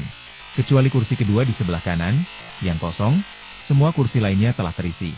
Mereka semua perempuan, berusia antara 20 dan 40 tahun, dan semuanya berada pada tahap kultivasi inti emas. Tepat di tengah aula berdiri sebuah kursi yang lebih besar lagi, bukan terbuat dari kayu, melainkan diukir dari batu api. Cahaya menyinari kursi itu, memancarkan cahaya merah redup, membuatnya tampak begitu indah. Kursi bercorak awan berapi itu diukir dengan pola-pola yang tak terhitung jumlahnya. Masing-masing mewakili satu jenis tanaman obat, berjumlah 81. Tanaman-tanaman ini diukir dengan realisme yang luar biasa, begitu nyata sehingga daun-daunnya tampak bergoyang tertiup angin. Di kursi itu duduk seorang perempuan tua berambut putih, wajahnya serius, dahinya berkerut, ia tampak mendekati akhir hayatnya. Orang ini tidak lain adalah Dong Di, pemimpin sekte generasi ke-138 dari sekte hati kupu-kupu. Ketiganya berjalan ke tengah aula utama, dan Murong Lier menangkupkan tangannya dan berkata, Master Sekte, meskipun aku belum menyelesaikan misi, aku telah meminta bantuan dua rekan Taois. Wajah Dong Di menggelap, jelas-jelas kesal. Ia lalu berkata kepada Yao Qiguang, rekan Taoixiao, mengapa kau tidak mau menjual 100 harta sihir pertahanan kepadaku? Yao Qiguang hendak berbicara ketika dia menyadari bahwa ini adalah sesuatu yang tidak bisa dia bicarakan. Jadi dia melirik Han JN di sampingnya. Semua orang yang menyaksikan adegan ini terbelalak lebar. Yao Qiguang adalah seorang kultivator inti emas dan master lembah dari lembah pemurnian senjata, memegang posisi tinggi, setara dengan Dong Di. Namun, sejak keduanya memasuki aula utama, Yao Qiguang telah sepenuhnya tunduk padanya. Terlebih lagi, ketika Dong Di bertanya kepadanya tadi, Yao Qiguang tampak takut akan sesuatu dan tidak berani menjawab. Tepat ketika semua orang bertanya-tanya, Han Jien menangkupkan tangannya sedikit dan menjawab, "Sebelum Rekan Dao Xiao dan aku datang ke sini, sesuatu terjadi di lembah yang menyebabkan kami menghabiskan semua harta sihir pertahanan kami." Mendengar ini, tak seorang pun percaya. Mereka tak habis pikir apa yang terjadi hingga menghabiskan begitu banyak artefak sihir pertahanan. Dong Di mendengus dingin dan berkata dengan marah, "Nak, beraninya kau, seorang kultivator pendirian fondasi, berbicara kepadaku dengan nada seperti itu? Tidakkah kau pikir kau lancang?" Saat berbicara, ia melepaskan aura yang kuat, berubah menjadi kekuatan otoritas tak terlihat yang turun ke atas Han Jien. Dong Di tidak berniat membunuh Han Jien. Ia hanya ingin memberinya pelajaran. Orang-orang di aula utama, yang menyaksikan kejadian ini, sebagian besar memasang ekspresi penuh harap, dan tak seorang pun bersimpati kepada Han Jien. Lagi pula, di mata mereka, Han Jien hanyalah seorang junior, namun ia berani berbicara kepada ketua sekte dengan nada seperti itu. Bahkan orang yang paling baik hati sekalipun akan merasa bahwa Han Jien pantas diberi pelajaran saat ini. Ekspresi wajah Murong Lier berubah, dan ia buru-buru berkata, "Master Sekte, mohon pertimbangkan kembali. Dia tamu yang saya undang." Ia tidak mengkhawatirkan Han Jien, juga tidak membelanya. Ia hanya merasa jika orang yang ia undang terluka parah oleh Master Sekte, itu akan menjadi kehilangan muka. Bagaimana jika pihak lain, dalam keadaan marah, berbalik dan pergi? Bukankah perjalanan ini akan sia-sia? Dong Di mendengus dingin dan melambaikan tangannya, berkata, "Lier, kau tak perlu bicara lagi. Aku tahu apa yang kulakukan." Aura yang menindas langsung menyelimuti Han Jien. Ekspresi Han Jien tetap serius, kilatan penghinaan melintas di matanya. Kemudian, indera ketuhanan Han Jien tergerak, dan kedua energinya dengan cepat bersirkulasi di dalam tubuhnya, berubah menjadi gelombang energi dahsyat yang menyelimuti permukaan tubuhnya, dengan mudah menangkis aura yang menindas dan mencegahnya mendekatinya. Ekspresi terkejut melintas di mata Dong Di. Meskipun ia tidak mengerti mengapa Han Jien mampu menahan tekanan yang diberikannya, ia tidak ingin kehilangan muka di depan semua orang. Ia berkata dengan dingin, "Tingkat kultivasimu mungkin tidak tinggi, tetapi kultivasimu sangat mendalam." Sambil berbicara, ia meningkatkan pelepasan tekanannya. Tekanan meningkat dengan cepat, menjadi semakin kuat, tetapi Han Jien berdiri diam, sekuat batu, sama sekali tidak terpengaruh. Awalnya, tak seorang pun menganggap Han Jien serius. Namun, seiring meningkatnya tekanan, keterkejutan muncul di mata mereka. Tekanan di udara telah melampaui batas kemampuan para kultivator pendirian fondasi. Bahkan energi yang paling murni pun tak mampu menahan tekanan sebesar itu. Namun, yang mengejutkan semua orang baru saja dimulai. Tak yakin, Dong Di terus meningkatkan tekanannya, dari batas seorang kultivator tahap pendirian fondasi hingga batas seorang kultivator inti emas awal. Meski begitu, Han Jien tetap berdiri di sana dengan santai. Dong Di berdiri, berteriak pelan, dan pakaiannya berkibar cepat di udara yang tenang. Ia mengangkat tangan kanannya, dengan cepat membentuk segel tangan, dan tekanan di sekitar Han Jien tiba-tiba meningkat, mencapai batas seorang kultivator inti emas akhir. Tekanannya meningkat sedemikian rupa sehingga Dong Di juga telah menghabiskan banyak energinya. Melihat Han Jien hanya sedikit mengernyit, ia berseru kaget, "Bagaimana mungkin? Bagaimana kau bisa menahan tekanan seperti itu?" Ia melepaskan indera keilahiannya, berfokus pada Han Jien, mencoba memeriksa kondisi internalnya dengan kuat. Namun, selain melihat tingkat kultivasi Han Jien, ia tidak dapat melihat apapun di dalam tubuhnya. Dantian Han Jien tampak diselimuti kabut tebal. Indera keilahiannya menimpanya dengan cara yang samar dan tak jelas. Han Jien merasa agak kesal ketika Dong Di melepaskan tekanannya. Ia menahannya untuk melihat apakah kultivasi kekuatan gandanya mampu menahan tekanan indera ilahi seorang ahli tingkat inti emas. Jika ia mampu, berarti ahli inti emas itu tidak berbahaya. Jika tidak, membunuh seorang ahli inti emas akan sulit. Berdasarkan spekulasi sebelumnya, Han Jien sepenuhnya yakin bahwa energi yang terkandung dalam kekuatan gandanya cukup untuk membunuh bahkan seorang ahli tingkat inti emas. Namun, ini bukanlah tujuan utama Han Jien. Ia ingin melihat seberapa kuat kekuatan gandanya sebenarnya. Memikirkan hal ini, mata Han Jien berbinar, lalu dia berkata kepada Dong Di, "Master Sekte, jika auramu sudah mencapai batasnya, bukankah ini giliranku?" Mendengar ini, semua orang tersentak kaget. Salah satu dari mereka langsung berdiri dan berkata dengan marah, "Anak muda, beraninya kau? Percayalah, aku akan membunuhmu sekarang juga." Han Jien berbalik dan mendengus dingin. Suara itu mengandung kedua kekuatan, yang berubah menjadi serangan tak terlihat yang langsung mengarah ke kultivator itu. Tepat ketika kultivator perempuan itu hendak mengeluarkan senjata ajaibnya untuk melawan, sebuah kekuatan tiba di hadapannya, menghantam tepat di dadanya sebelum ia sempat bereaksi. Kemudian, sesuatu yang sama sekali tak terduga terjadi. Tubuh kultivator itu terlempar mundur seperti layang-layang yang talinya putus, menghantam dinding 3 meter jauhnya dengan keras sebelum terpental kembali ke tanah. Wajahnya pucat pasi, dan ia batuk seteguk darah. Semua orang terbelalak, bahkan Yao Qiguang, yang berdiri di samping Han Jien, secara naluriah mundur 3 langkah, sorot matanya dipenuhi keterkejutan yang lebih dalam. Yao Qiguang sudah lama tahu Han Jien kuat, tetapi ia tak pernah menyangka Han Jien akan sekuat ini setelah keluar dari gua iblis api. Mantra yang terutama mengandalkan suara saja sudah cukup untuk melukai seorang kultivator inti emas dengan parah. Jika ia tidak menyaksikannya dengan mata kepalanya sendiri, Yao Qiguang tak akan pernah mempercayainya. Wajah Dong Di menggelap. Ia menyadari bahwa pemuda di hadapannya jauh lebih kuat daripada yang dibayangkannya.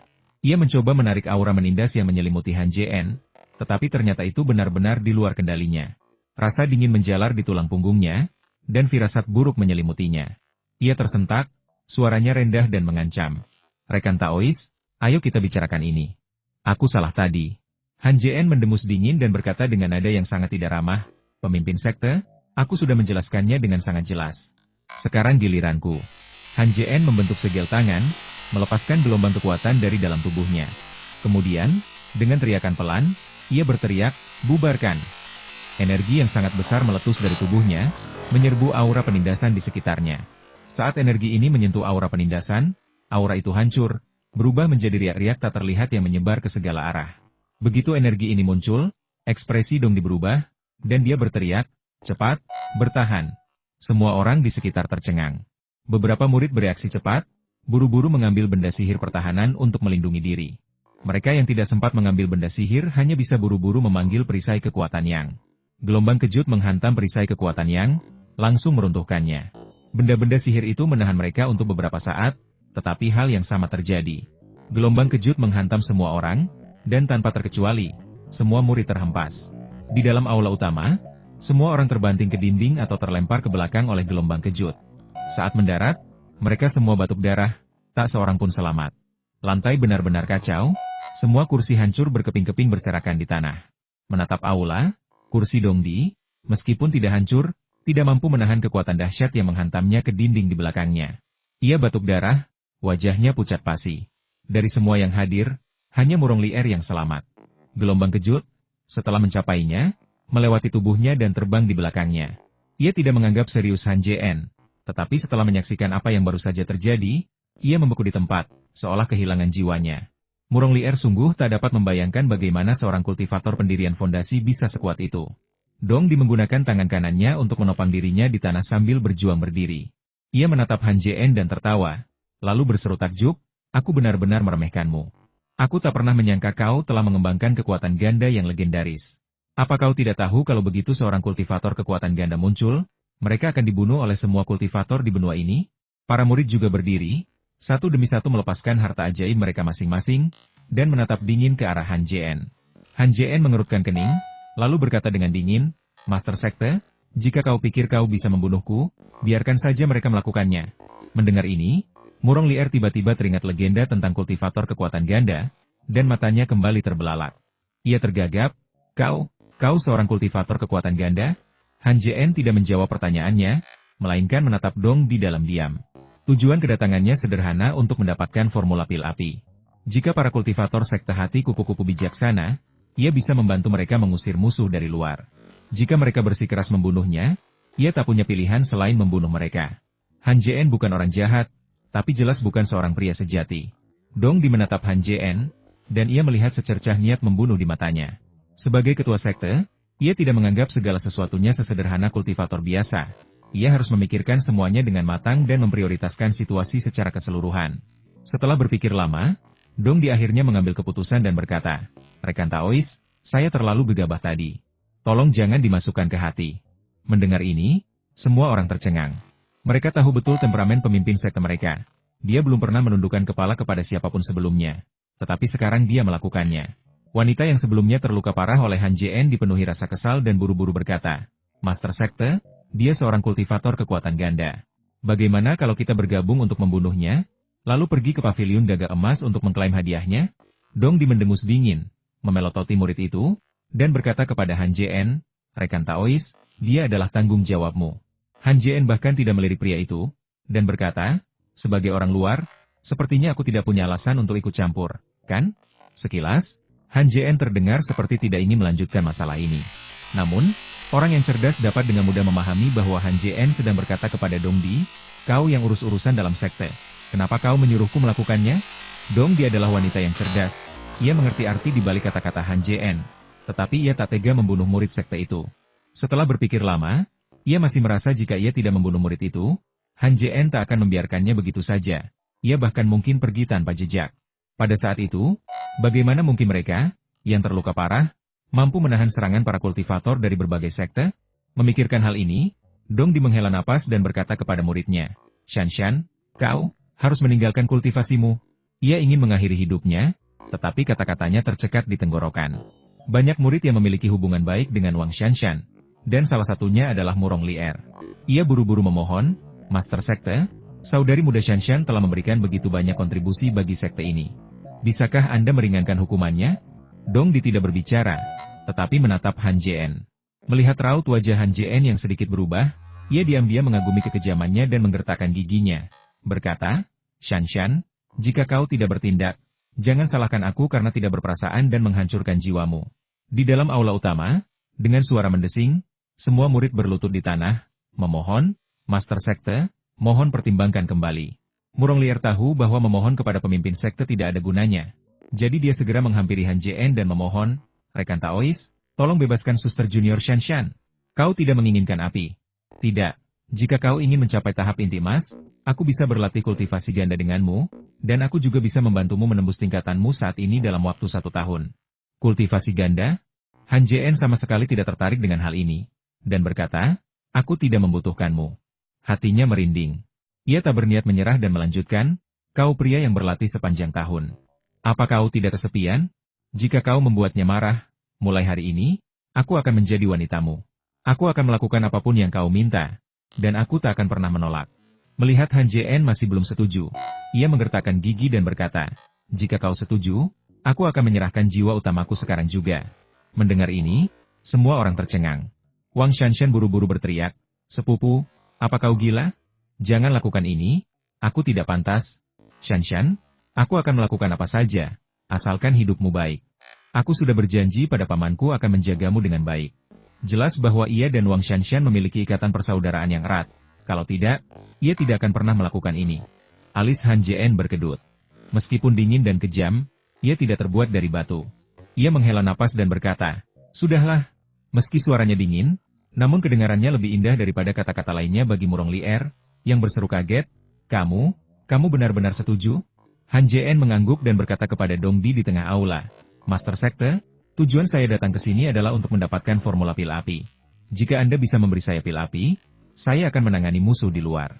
Jika Han Jien mengatakan ini begitu ia muncul, mungkin tak seorang pun akan mempercayainya. Namun setelah apa yang baru saja terjadi, tak seorang pun ragu. Selama ahli tahap Naschen Soul tidak datang, sebanyak apapun ahli tahap Golden Core yang ada, mereka tak akan sebanding dengannya. Dong Di menghela napas lega.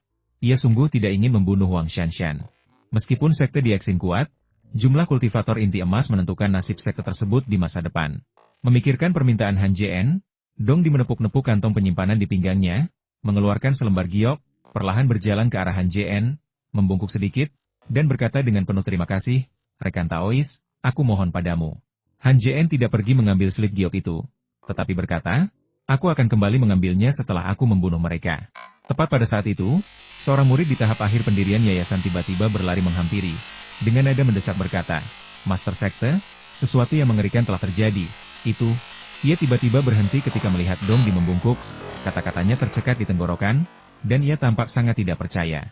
Kemudian, karena mengira ia berhalusinasi, ia menggosok matanya, tetapi pemandangan di depannya tetap tidak berubah. Dong Di menegakkan tubuh dan berkata dengan sungguh-sungguh, kenapa panik? Katakan saja apa yang ingin kau katakan. Murid itu bingung dan mulai bertanya-tanya. Dulu, saat ini, pemimpin sekte akan seperti tikus di atas piring panas, tetapi sekarang ia luar biasa tenang. Apakah ia punya cara untuk membunuh musuh? Begitu pikiran ini muncul, ia sangat gembira dan tanpa sadar memfokuskan indera keilahiannya pada Han Jien. Ketika ia menyadari bahwa Han Jien baru berada di tahap pembentukan fondasi, Pikirannya kosong sejenak, dan ia merasa dunia telah menjadi gila. Wajah Dongdi memucat, dan dia berkata dengan tegas, "Kenapa kau masih berdiri di sana? Katakan saja apa yang kau mau." Sang murid kemudian menyadari apa yang tengah terjadi dan buru-buru berkata, "Master Sekte, para kultivator dari 5 sekte utama telah menyerang."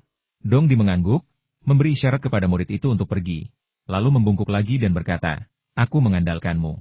Ia menambahkan, "Rekan Taois, mulai sekarang, semua kultivator di sekte ini akan mematuhi perintahmu, termasuk aku." Ia wanita yang cerdas dan tahu apa yang harus dikatakan saat ini. Han Jien melambaikan tangannya dan mengatakan sesuatu yang tak pernah terbayangkan sebelumnya. "Tidak perlu, aku bisa mengurus semuanya sendiri.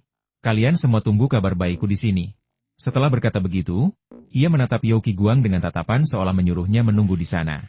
Kemudian, sosoknya melesat dan berubah menjadi seberkas cahaya, lalu melesat menuju langit.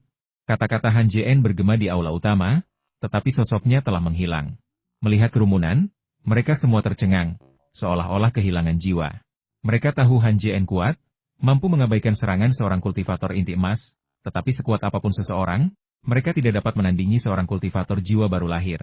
Mereka tidak mengerti apakah Han Jien benar-benar tidak tahu bahwa seorang ahli jiwa baru lahir telah muncul, atau apakah ia memiliki kekuatan untuk membunuh seorang tetua jiwa baru lahir.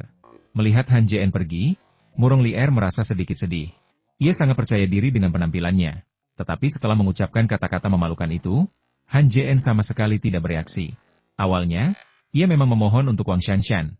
Tetapi melihat Han Jien tidak memiliki perasaan apapun padanya, ia merasakan gelombang semangat kompetitif, dan bahkan saat memohon, ia merasa sedikit tidak nyaman terhadap Han Jien. "Lier, apa yang sedang kamu pikirkan?" Saat Murong Lier sedang merenung, dia mendengar suara Dongdi dan buru-buru bertanya, "Master Sekte, ada apa?" Dongdi menggelengkan kepalanya dan tersenyum pahit, lalu berkata, "Aku bertanya padamu, apakah kau sudah memberitahunya bahwa di antara para kultivator yang datang ke sini, mungkin ada monster tahap jiwa baru lahir?" "Sudah kubilang," jawab Murong Lier tanpa ragu. Setelah berbicara, wajahnya memucat, dan ia berkata, "Tidak, terlalu berbahaya baginya untuk pergi sendirian." Setelah itu, ia hendak terbang keluar dari aula. Tepat saat ia hendak merapal mantra, ia merasakan sebuah tangan mencengkeramnya. Ia segera berbalik dan melihat bahwa pemilik tangan itu adalah Dongdi. Ia bertanya dengan bingung, "Pemimpin sekte, mengapa kau menghentikanku?"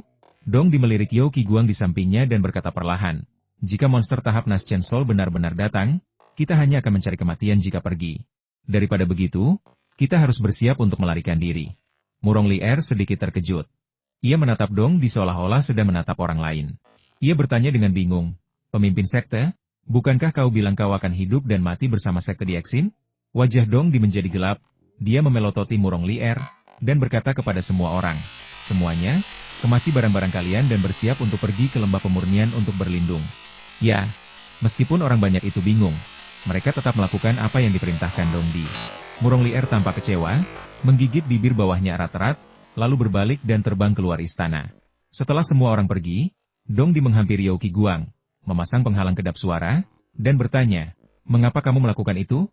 Kilatan pembunuh terpancar di mata Yao Qiguang saat ia berkata dengan penuh kebencian, "Aku tidak ingin selamanya dikendalikan oleh orang lain, dan aku tidak ingin sekte sebesar ini jatuh ke tangan orang lain.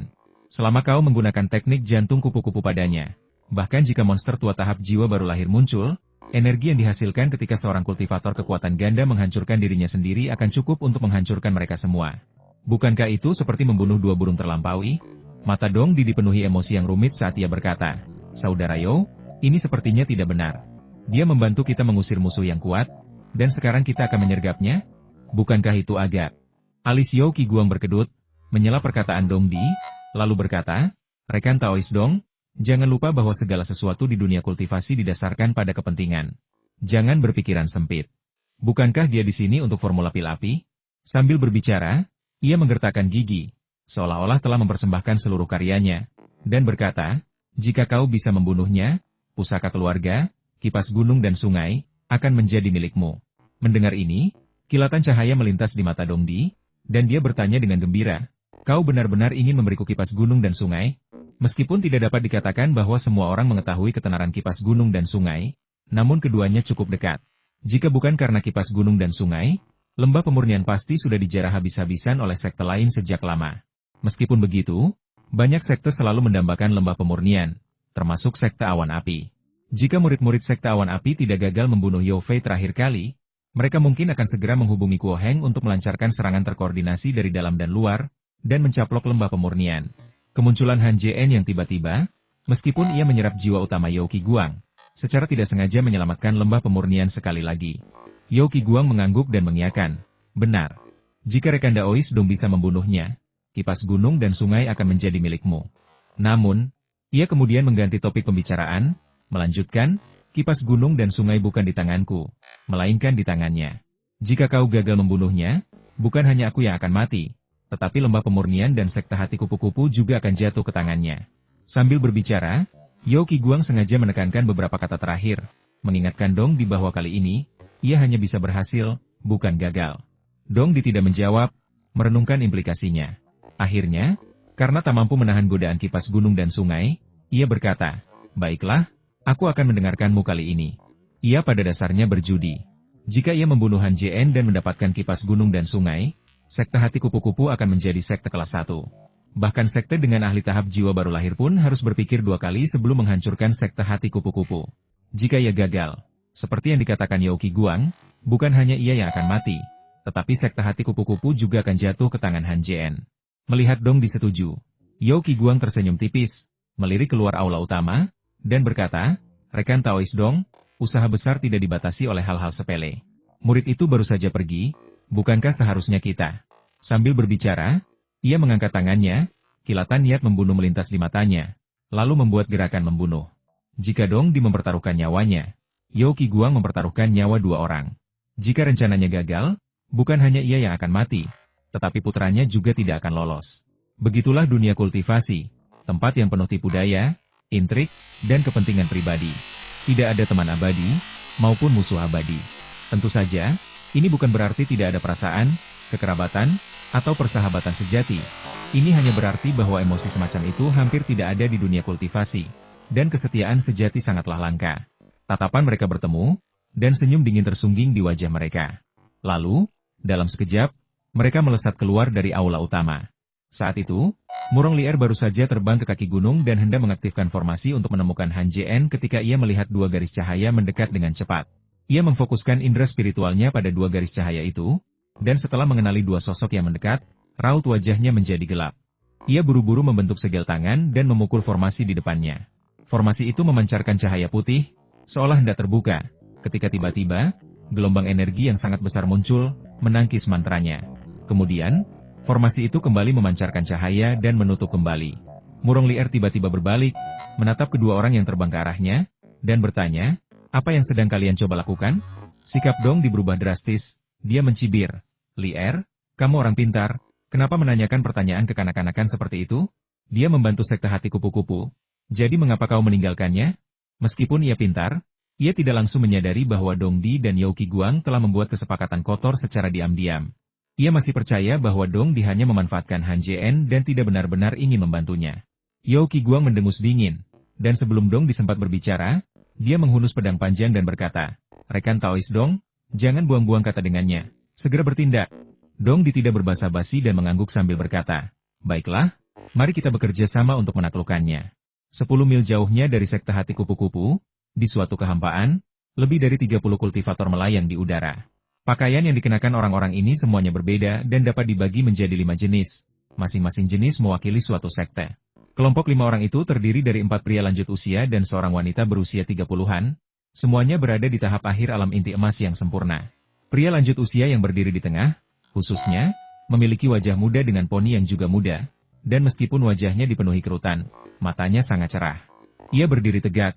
Dari belakang, tak seorang pun akan menduga usianya di atas 70 tahun. Pria tua ini bernama Zhen Dongming, wakil kepala lembah-lembah Tianhuang. Tak hanya kultivasinya yang mendalam, teknik sihirnya juga sangat canggih, menjadikannya lawan yang tangguh bagi para kultivator inti emas biasa. Kekuatan sektenya pun sangat dahsyat, tidak hanya memiliki lebih dari 20 ahli inti emas, tetapi juga seorang tetua jiwa baru lahir. Apakah suatu sekte dapat dianggap sebagai sekte kelas 1 tidak hanya bergantung pada kekuatan internalnya, tetapi juga pada keberadaan para ahli tahap jiwa baru lahir. Tanpa para ahli tersebut, kecuali memiliki senjata sihir yang kuat seperti kipas gunung dan sungai, bahkan sejumlah besar kultivator tahap inti emas pun hanya akan menjadikannya sekte kelas 2. Sekte-sekte kecil seperti lembah pemurnian tak terhitung jumlahnya di benua ini. Setidaknya ada 8.000, bahkan mungkin 10.000, sekte kelas 3 semacam itu. Lembah surgawi yang sunyi adalah rumah bagi seorang ahli tahap jiwa baru lahir yang kuat, termasuk dalam 3 besar wilayah barat dan bahkan 10 besar benua gagak emas. Hal ini karena wilayah barat memiliki sumber daya terkaya dan energi yang paling melimpah di benua gagak emas, yang menarik semua sekte besar. Dari 10 sekte utama, 5 berlokasi di benua gagak emas, dan wakil pemimpin sekte dari kelima sekte ini adalah mereka yang memimpin serangan terhadap sekte hati kupu-kupu. Di benua gagak emas, paviliun gagak emas selalu menjadi kekuatan dominan, menekan semua sekte lain. Jika seorang murid paviliun gagak emas menginginkan sesuatu dari sekte tertentu, mereka akan menuntutnya. Jika sekte tersebut menolak, mereka akan mencurinya secara terang-terangan. Akibatnya, banyak sekte tidak berani menentang hal ini. Sekte kelas 3 hanya bisa menahannya, sementara sekte kelas 1 diam-diam mengembangkan kekuatan mereka, berharap suatu hari nanti menjadi cukup kuat untuk bergabung dan menghancurkan paviliun gagak emas. Setelah ribuan tahun persiapan, 5 sekte besar telah tumbuh kuat dan diam-diam merencanakan cara untuk menggulingkan paviliun gagak emas.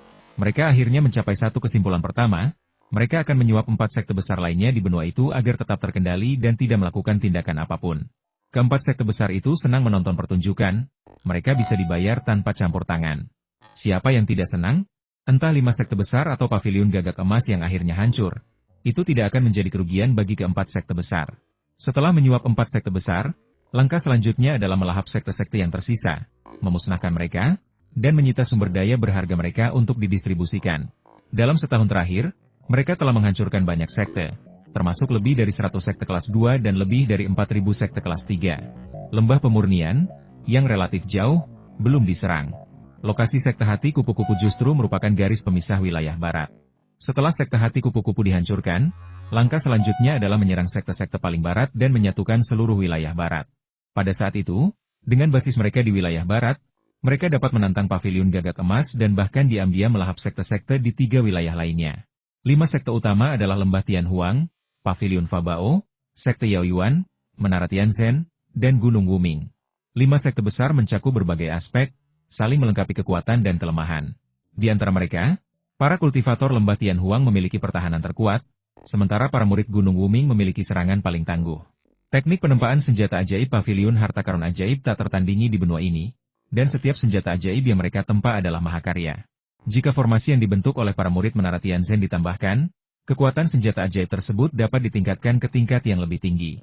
Justru karena itulah kelima sekte besar, ketika mereka bersatu, praktis tak terkalahkan, memusnahkan hampir 2/3 sekte di wilayah barat hanya dalam waktu setahun lebih.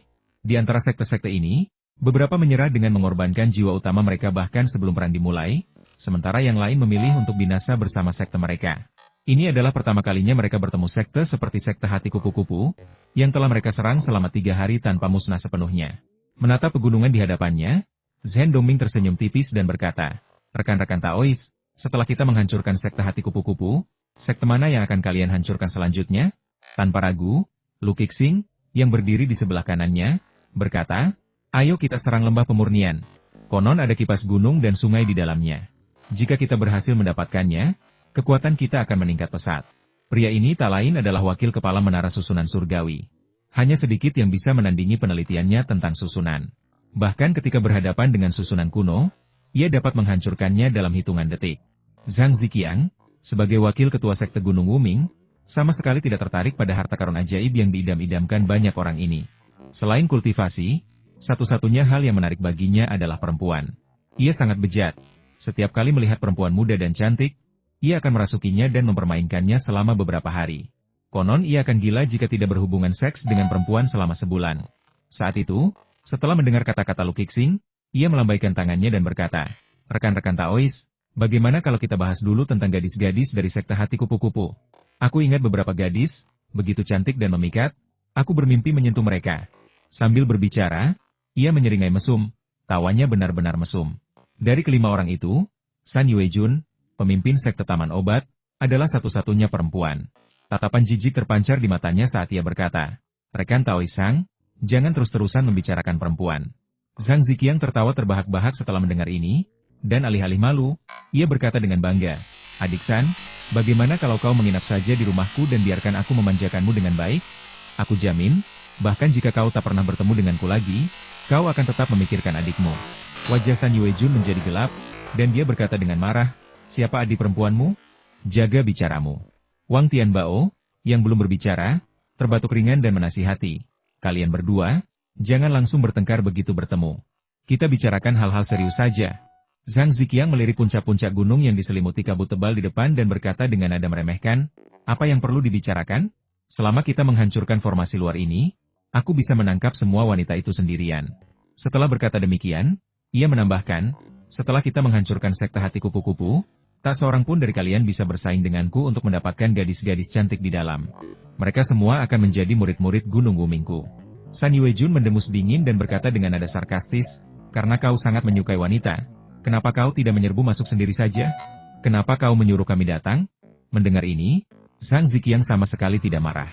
Ia tersenyum dan berkata, jika saudari Jun ingin melihat, aku akan masuk sendiri dan menunjukkan betapa tak terkalahkannya pria yang kau cintai. Bagaimana ia bisa menghadapi 10 orang sendirian?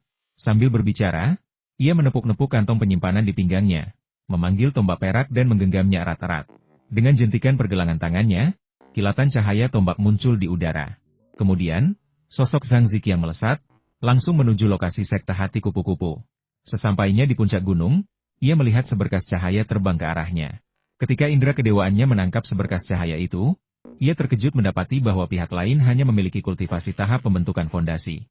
Lalu ia tertawa terbahak-bahak, apakah sekte hati kupu-kupu tidak punya orang lain untuk dikirim? Jadi mereka mengirim pemuda tampan sepertimu? Orang yang terbang di udara itu tak lain adalah Han Jien. Tatapan Han Jien menajam saat ia melayang di udara, mengamati orang-orang di hadapannya dengan dingin. Ia melepaskan indera ilahinya, langsung menyelimuti semua orang.